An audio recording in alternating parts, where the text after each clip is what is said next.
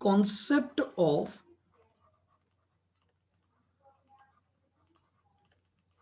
merged plant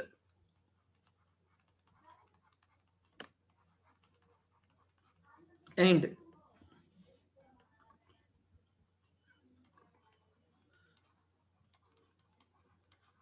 various calculations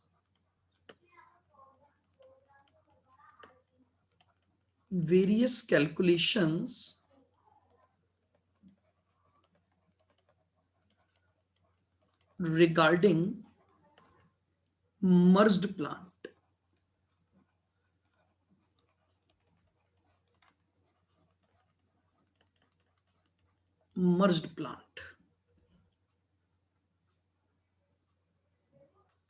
यहां आज हम जो टॉपिक डिस्कस करने जा रहे हैं that is in respect of merge plant. सबसे पहली बात होती है मर्ज करने का मतलब क्या होता है। देखिएगा, इस टॉपिक को लिखने से पहले आप एक बहुत सिंपल सा बेसिक मीनिंग समझना और आप मुझे बताना। देखिए, ये क्या है?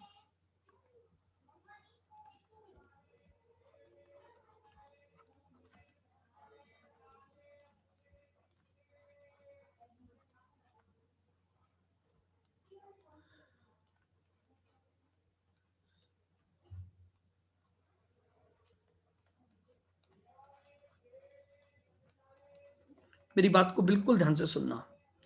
ये क्लास 1 ऑफ सीएमए इंटर है। ये कुछ बच्चे हैं सीएमए इंटर के जो कि एक क्लास 1 में हैं और ये कुछ और बच्चे भी हैं। ये कुछ बच्चे हैं जो क्लास 2 के हैं, क्लास 2 ऑफ सीएमए इंटर। मेरी बात को बहुत ध्यान से सुनना। अब क्या हुआ कि मैं आपको पढ़ा रहा हूं कॉस्ट अकाउंटिंग।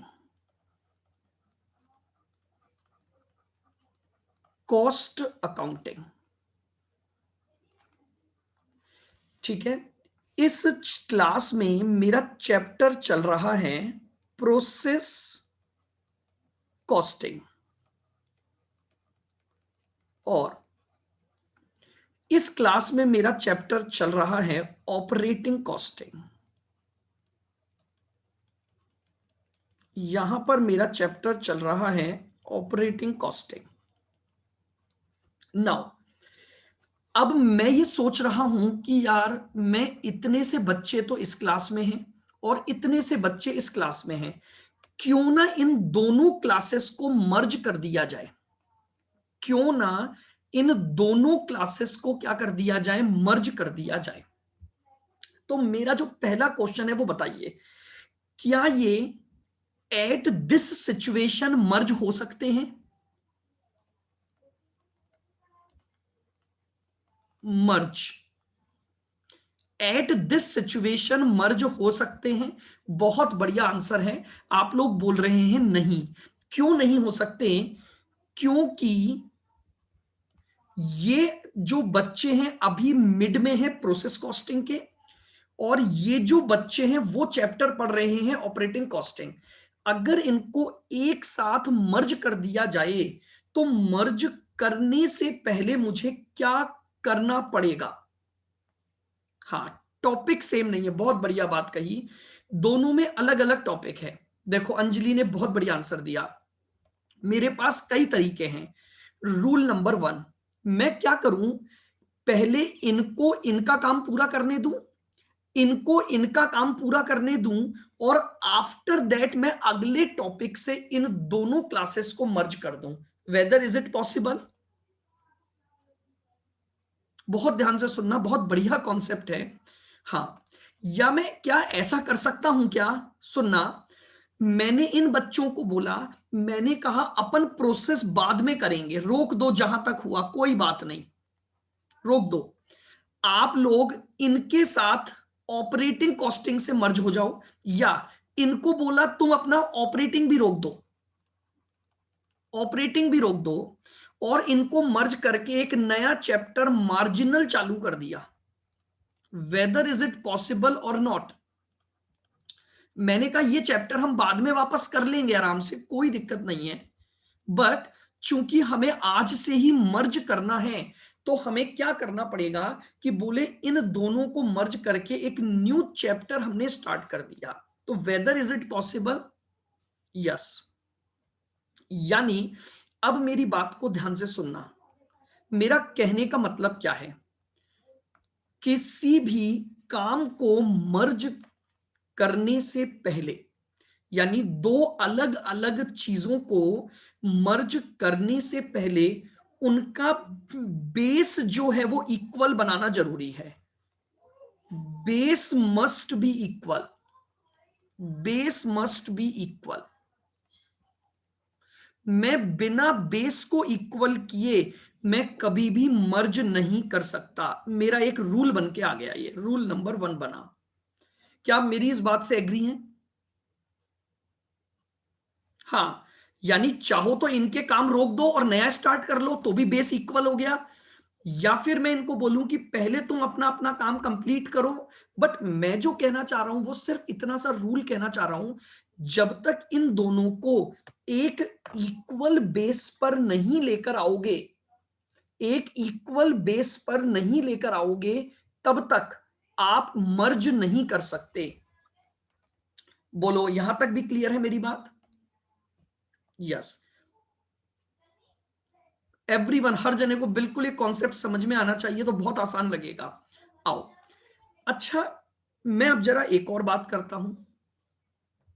लिखना नहीं है, इन चीजों को समझो, जितना ये कॉन्सेप्ट समझोगे ना उतना चैप्टर आसान रहेगा। ये है क्लास 1, क्लास 1 सीए में इंटर, प्रोसेस कॉस्टिंग चल रहा है। प्रोसेस कॉस्टिंग,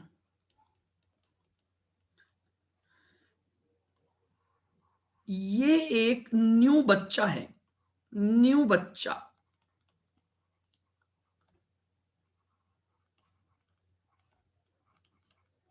न्यू बच्चा है।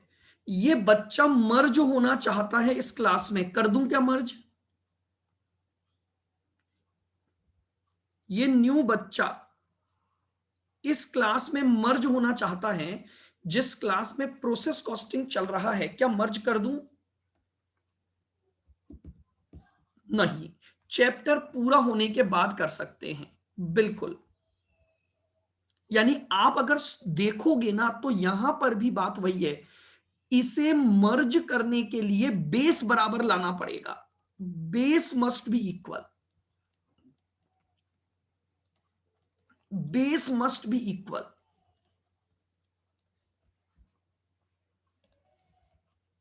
यस। तो अब आइए हम अपने इस चैप्टर पर बात करते हैं। अगर किसी भी एंटिटी के दो प्लांट हैं जो कि डिफरेंट लोकेशन पर हैं या डिफरेंट ऑपरेटिंग कैपेसिटी पर वर्क कर रहे हैं, and now management wants to merge them, तो अब आप यहां पर सबसे पहले पॉइंट नंबर 1 लिखना चालू करेंगे। लिखिए, whenever whenever an entity having two different plant,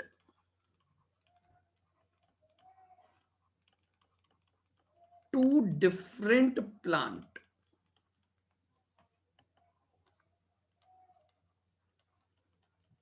working at different location, working at different location, or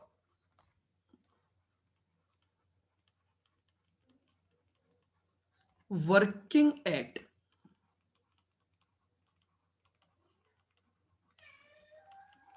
different capacity, working at different capacity।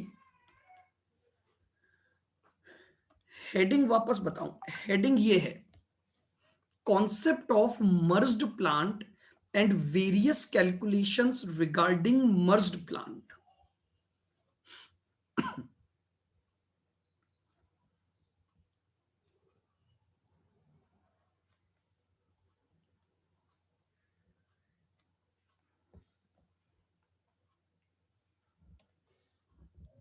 आइएगा,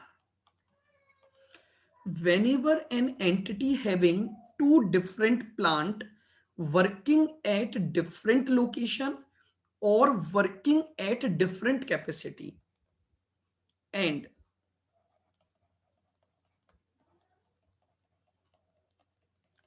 entity now wants to merge, entity now wants to merge these plant, merge these plant, we must create equal base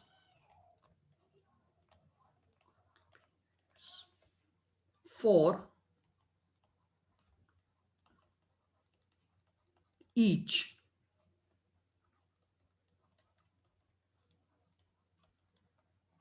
element before merger। यहां तक की बात मेरे हिसाब से अब आपके दिमाग में क्लियर होगी। अगर मुझे दो प्लांट को भी मर्ज करना है तो मुझे मर्जर से पहले उनका बेस क्या बनाना पड़ेगा, इक्वल बनाना पड़ेगा। क्योंकि आप कभी भी दो ऐसी चीजों को मर्ज नहीं कर सकते जो कि इक्वल बेस पर नहीं है। तो मर्ज प्लांट का सबसे पहला रूल है कि आपको सबसे पहले एक इक्वल बेस लाना पड़ेगा। नाउ बिल्कुल बिना इक्वल बेस लाए आप उन प्लांट को मर्ज नहीं कर सकते। लिखें,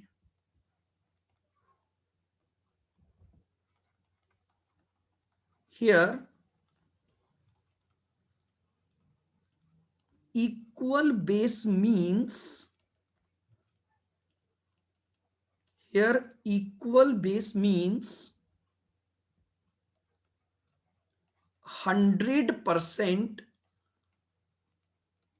वर्किंग कैपेसिटी।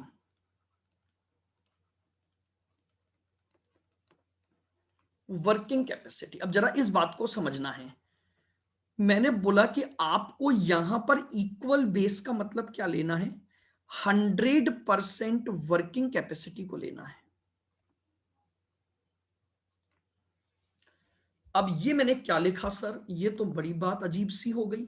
अच्छा, अब इसको समझने के लिए वापस से अब बिल्कुल स्टॉप अगेन राइटिंग, आप राग लिखना छोड़ देंगे, मेरी बात सुनेंगे। देखो, मैं आपको एक सिचुएशन देता हूं, ये प्लांट 1 है और ये प्लांट 2 है। ये जो प्लांट है वो 80% कैपेसिटी पर काम कर रहा है और ये प्लांट 75% कैपेसिटी पर काम कर रहा है। प्लांट कैपेसिटी,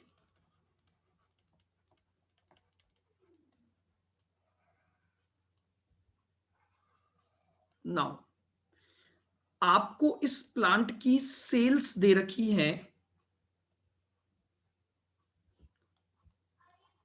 160 और इसकी सेल्स दे रखी है 225 माइनस वेरिएबल कॉस्ट। आपको वेरिएबल कॉस्ट दे रखी है 160, इसका ले लेते हैं इंटू 60% यानी 96, 225 इंटू 60%, मैं यहां भी ले लेता हूं ये 135। तो मेरे पास कंट्रीब्यूशन आ गया 160 माइनस 96, ये 64 आ गया। 225 माइनस 135, ये 90 आ गया। माइनस फिक्स कॉस्ट,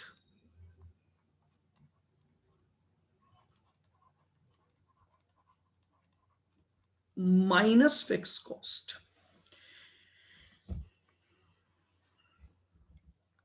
20 और 25, ये मेरे पास प्रॉफिट है।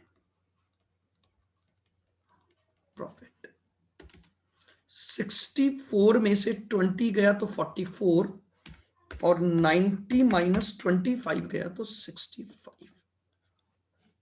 नाउ माय क्वेश्चन इज, मुझे इन दोनों प्लांट को मर्ज करना है जो प्लांट अभी डिफरेंट डिफरेंट ऑपरेटिंग कैपेसिटी पर वर्क कर रहे हैं। मुझे इन दोनों प्लांट को मर्ज करना है जब ये दोनों plant at present different different capacity पर क्या कर रहे हैं, वर्क कर रहे हैं।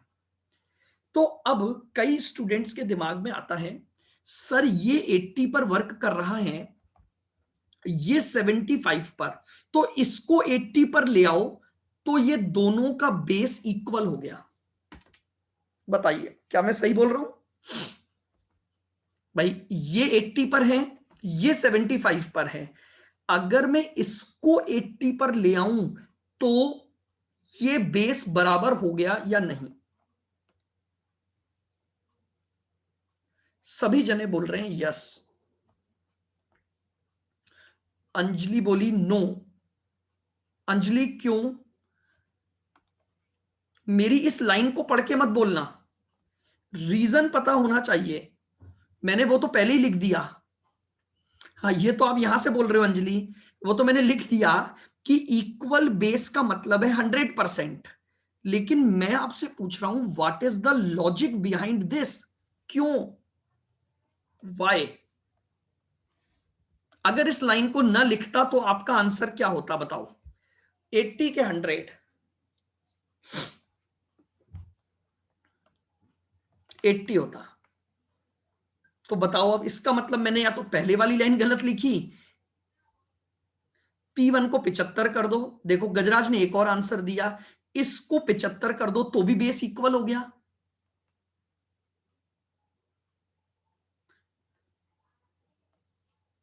लेकिन मैं फिर भी आपको बोल रहा हूं मैं 100 पर ही लेकर जाऊंगा, तभी बेस इक्वल बनेगा, वरना नहीं। अब मुझे बताओ ऐसा क्यों बोल रहा हूं मैं?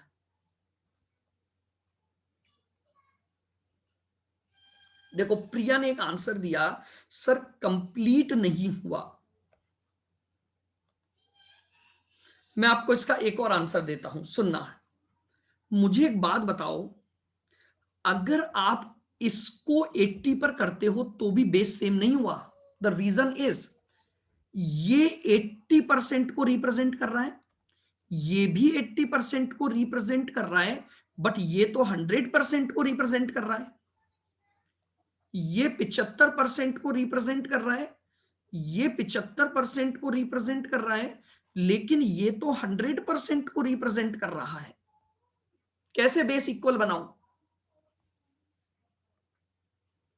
आप मेरी बात समझ रहे हो? आपकी ये जो एक कॉन्सेप्ट है ना फिक्स कॉस्ट का, आपका ये जो कॉन्सेप्ट है फिक्स कॉस्ट का, ये अप टू 100% कैपेसिटी यही रहती है। आपकी सेल्स और वेरिएबल कॉस्ट चेंज हो सकती हैं, लेकिन आपकी जो फिक्स कॉस्ट है वो up to the 100% capacity fix रहती है। और दूसरी चीज जो प्रिया ने बोली, हम तब तक बराबर नहीं कर सकते। बिल्कुल, फिक्स कॉस्ट हमेशा 100% के लिए रहती है। तो अब अगर आप मेरी बात को सुनना, मैं इसको भी 100 कर दूं, इसको भी 100 कर दूं, और ये भी 100 है, इसको भी 100 कर दूं, इसको भी 100 कर दूं, और ये ऑलरेडी 100 है। क्या अब मैं हर आइटम को मर्ज कर सकता हूं या नहीं कर सकता हूं? बताओ। मुझे मर्ज आइटम वाइज करना होता है, और मर्ज करने के लिए मैं अब हर आइटम को अगर 100% पर ले आऊं तो we can merge each and every item, otherwise मैं मर्ज नहीं कर सकता। तो इसका मतलब अब आपको मैंने जो लाइन लिखी वो समझ आई होगी कि आपको अगर कभी भी मर्ज प्लांट का क्वेश्चन दे दिया जाए तो मर्ज करने से पहले आपको उसके बेस को इक्वल बनाना पड़ेगा, और बेस को इक्वल बनाने का मतलब है कि आपको उनकी 100% वर्किंग कैपेसिटी पर लाना होगा, सबको 100% करना होगा। बिल्कुल ठीक है। तो लीजिए, अब आप ये एग्जाम्पल से हम इस पूरे पार्ट को समझेंगे। तो आपने यहां जो लिखा इसके नीचे ये एग्जाम्पल लिखेंगे, आप ये एग्जाम्पल कॉपी कर लें,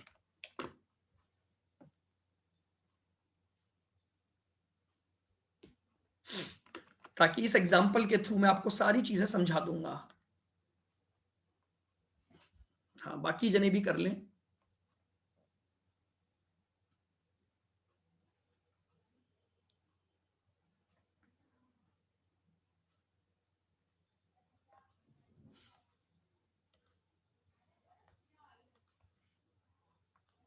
बैक में तो कुछ था ही नहीं, ये तो लिखना ही नहीं है विशाल, बस ये पॉइंट लिखा है मैंने, और इस सेकंड पॉइंट के नीचे आपको वो एग्जाम्पल लिखना है।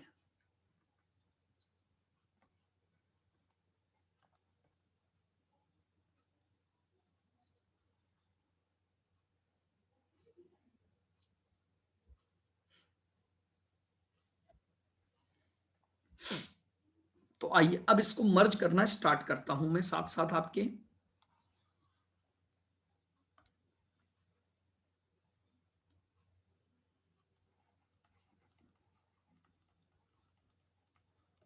पर्टिकुलर प्लांट 1, इसको भी 100% पर ले जाऊंगा। प्लांट 2, इसको भी 100% पर ले जाऊंगा, और यहां पर मर्ज प्लांट आ जाएगा। मर्ज प्लांट बहुत धीरे धीरे आराम से देखिएगा। सबसे पहले बताइए मुझे सेल्स, आपको 160 की सेल्स दे रखी है 80% पर, तो 100% पर सेल्स कितनी होगी? तो 160 डिवाइड बाय 80 इंटू 100, आपकी सेल्स आ गई 200।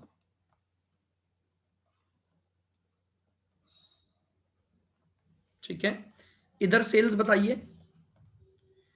225 डिवाइड बाय 75 इंटू 100, तो ये 300 आ गई। दोनों को मर्ज करूंगा तो मर्ज प्लांट की सेल्स हो गई 500।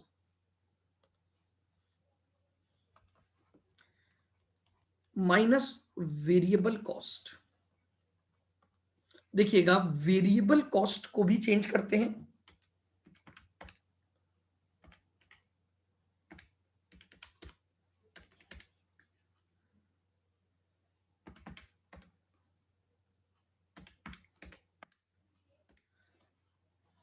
देखिएगा 96 की वेरिएबल कॉस्ट 80% पर लग रही है, तो 100% पर वेरिएबल कॉस्ट हो जाएगी 120,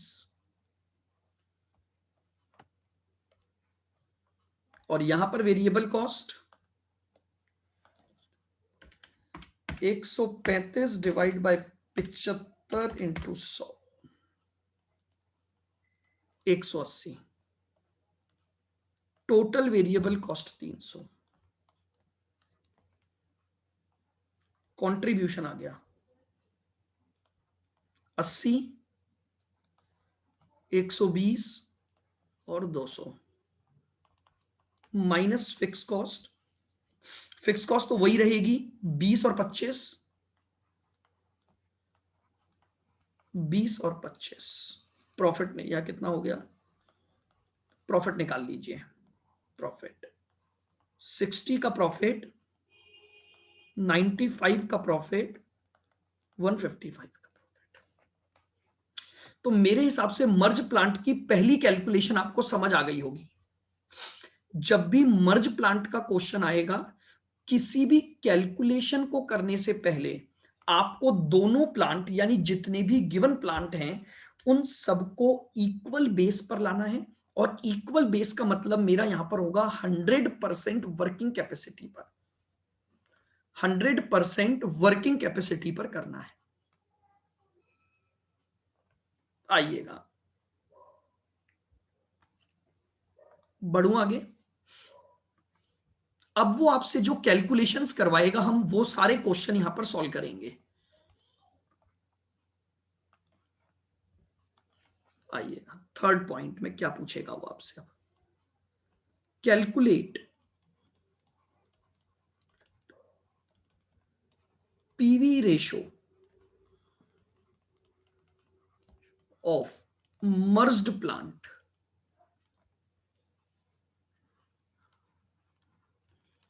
PV ratio of merged plant. Merge plant का पीवी रेशो निकलवाएगा वो आपसे, यानी इनमें से कुछ बातें पूछेगा। कैसे निकालेंगे?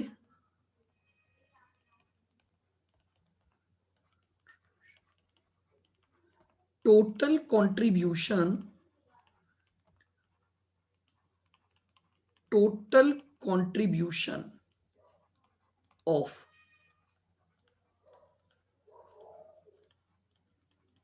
Merged plant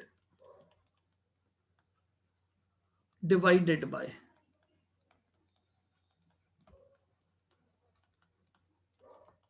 total sales of merged plant into 100, contribution upon sales into 100। दोनों चीजें अगर मैं मर्ज्ड प्लांट की ले लूंगा तो ऑटोमेटिकली मेरे पास मर्ज्ड प्लांट का पीवी रेशो आ जाएगा। आइए इस क्वेश्चन पर देखिए, मर्ज्ड प्लांट का कंट्रीब्यूशन है 200 और सेल्स है 500। 200 डिवाइडेड बाय 500 इंटू, ये लीजिए आपके पास आ गया PV ratio of merged plant. 40% आपका पीवी रेशो आ जाएगा।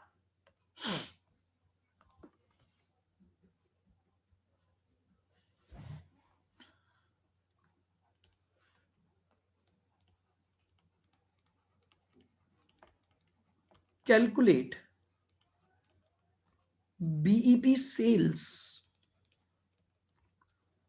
Of merged plant,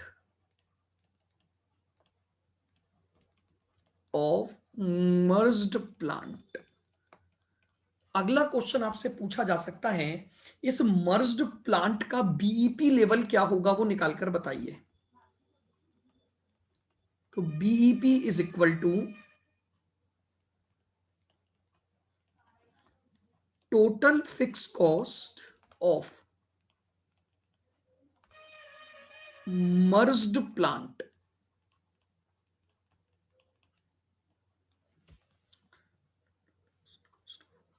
total fix cost of merged plant divided by PV ratio of merged plant. आइए बताइए मुझे, मर्ज प्लांट की फिक्स कॉस्ट कितनी दे रखी है आपको? 45। 45 डिवाइडेड बाय 40%, 112.5। ये आपका पास बीईपी आ गया मर्ज प्लांट का। बोलो अगली कैलकुलेशन क्लियर है? बिल्कुल। पीवी रेशो मांग सकता है तो पीवी रेशो निकल जाएगा, अगर बीईपी मांग रहा है तो हम बीईपी निकाल लेंगे।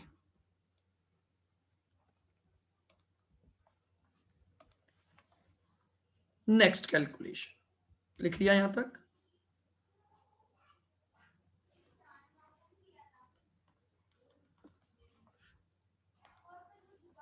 लिखेंगे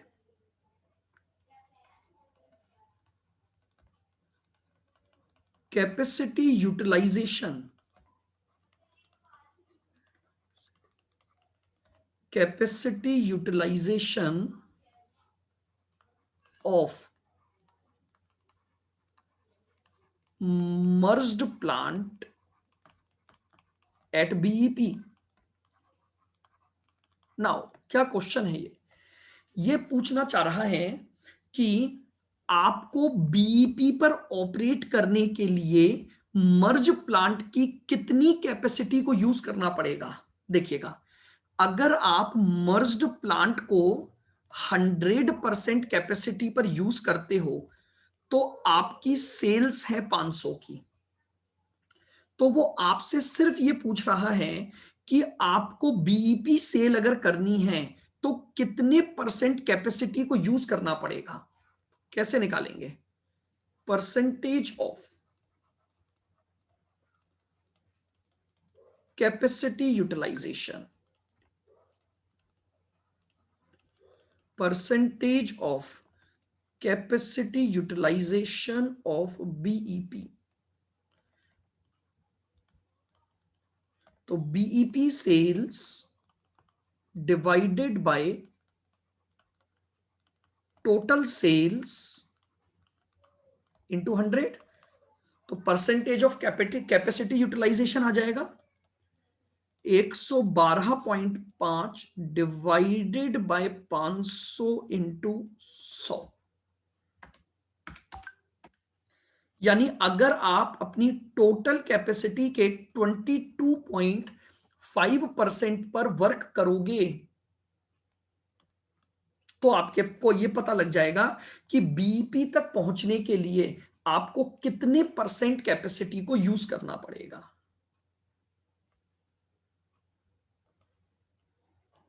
नेक्स्ट पॉइंट,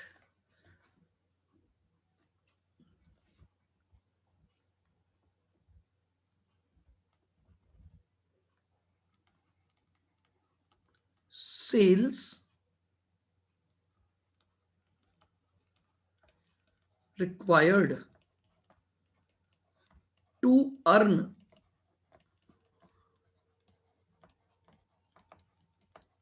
सेल्स रिक्वायर्ड, हाँ एक्टिविटी लेवल कैपेसिटी यूटिलाइजेशन बिल्कुल बोल सकता है।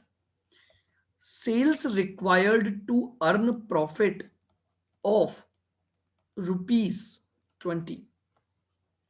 अब उसने अगला क्वेश्चन क्या पूछा, ये बताओ कि अगर आप 20 का प्रॉफिट कमाना चाहते हो तो आपको कितनी सेल यानी डिजायर्ड सेल्स मांग ली इसने। कैसे निकालेंगे?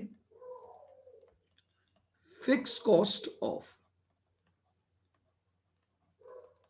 Merged plant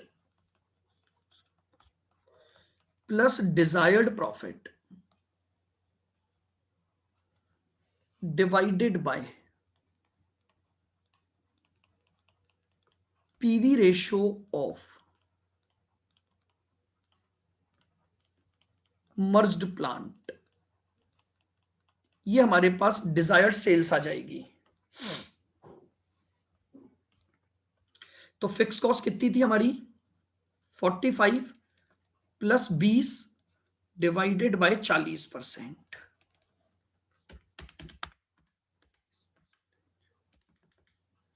45 plus 20 divide by 40%, 162.5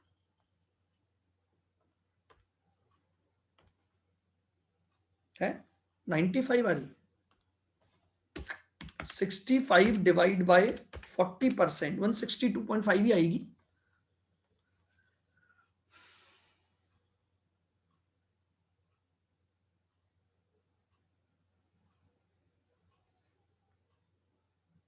बोलिए, क्लियर है? चलिए आगे बढ़ें।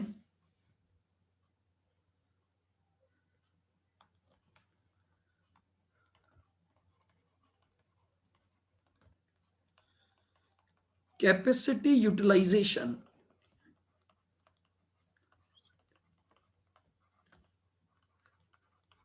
Of desired sales. अब आपने वो जो डिजायर्ड सेल्स निकाली है, साथ में उसका कैपेसिटी यूटिलाइजेशन भी पूछ सकता है।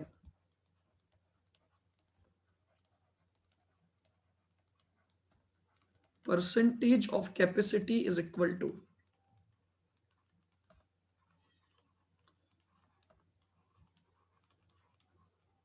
desired sales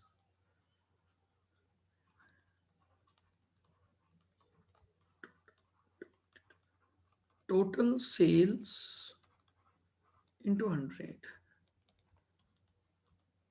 162.5, यानी इस सेल्स के लिए आपको कितनी कैपेसिटी पर वर्क करना पड़ेगा? 32.50% लेवल पर जब आप काम करोगे तो आप अपनी डिजायर्ड सेल्स को अचीव कर लोगे। Next,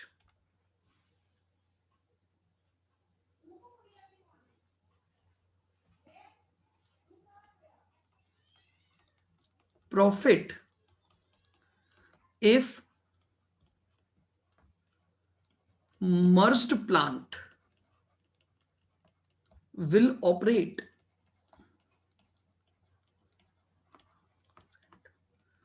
at 80% capacity. ये लीजिए, अब ये पूछ रहा है अगर मर्ज्ड प्लांट 80% कैपेसिटी पर काम करेगा तो बताइए ये मर्ज्ड प्लांट क्या प्रॉफिट जनरेट करके देगा? तो सबसे पहले सेल्स, अब हमारी जो सेल होगी वो 80% हो जाएगी, 400 आ गई, माइनस वेरिएबल कॉस्ट। बताइए अभी हमारी वेरिएबल कॉस्ट कितनी है मर्ज प्लांट की? 300।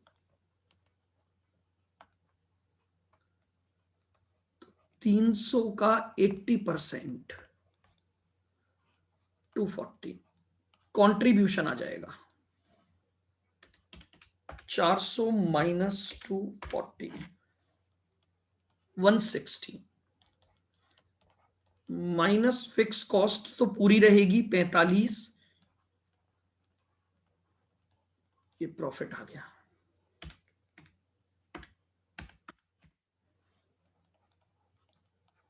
ये लीजिए,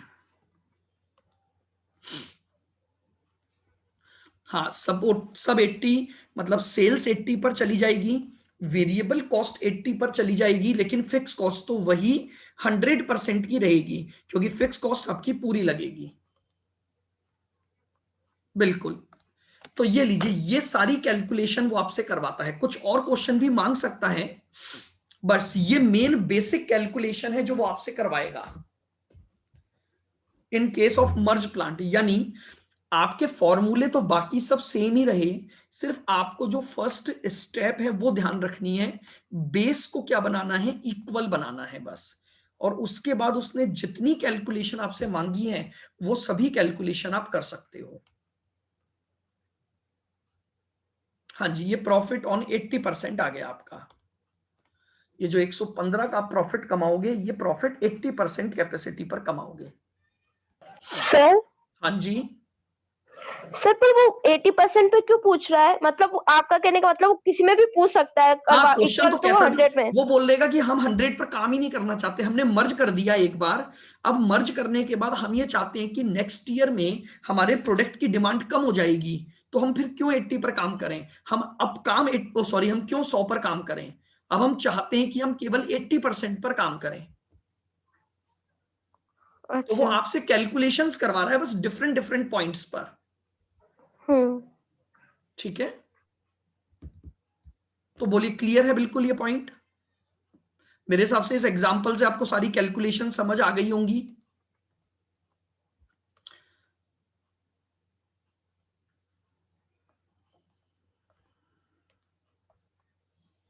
ये देखिएगा, इस पर बेस्ड आपके स्कैनर में एक क्वेश्चन है, तो वो अब आपको करना है। मैं आपको स्कैनर का क्वेश्चन दिखा देता हूं। दिसंबर 2010, दिसंबर 2010 7B, एक बार रीड कर देता हूं, फिर ये क्वेश्चन आपको होमवर्क में करना है। A company has two plants at location 1 and 2 operating at 100% and 75% capacity. Company considering a proposal to merge the two plants at one location of optimize the available capacity. फिर आपको कुछ data दिया हुआ है दोनों प्लांट का, sales, variable cost और fix cost. दो चीजें उसने पूछी है। पहला, कैपेसिटी बतानी है ब्रेक इवन की, यानी अब आपको सारी वैल्यू करने, पहले बीपी निकालना पड़ेगा, तो बीपी के लिए पीवी रेशो निकालना पड़ेगा। फिर उसने ये पूछा है कि ये बताओ कि बीईपी तक पहुंचने के लिए आपको कितने परसेंट कैपेसिटी को यूज करना है। और फिर इसने पूछा है प्रॉफिट निकालकर बताओ मर्ज्ड प्लांट अगर 90% कैपेसिटी पर काम करे। बस। हाँ, प्लांट 1 तो ऑलरेडी 100 पर है, ये तो ऑलरेडी 100 पर है, इसे 100 पर ले जाओ और मर्ज करके आपसे दो आंसर मांगे हैं, percentage of BEP on sales, एक तो ये मांगा है और एक आपसे मांगा है 90% कैपेसिटी पर प्रॉफिट। बोलो कर पाओगे इस क्वेश्चन को? तो ये आपका एक और टॉपिक था जो कंप्लीट हो गया है मर्ज प्लांट के रेस्पेक्ट में।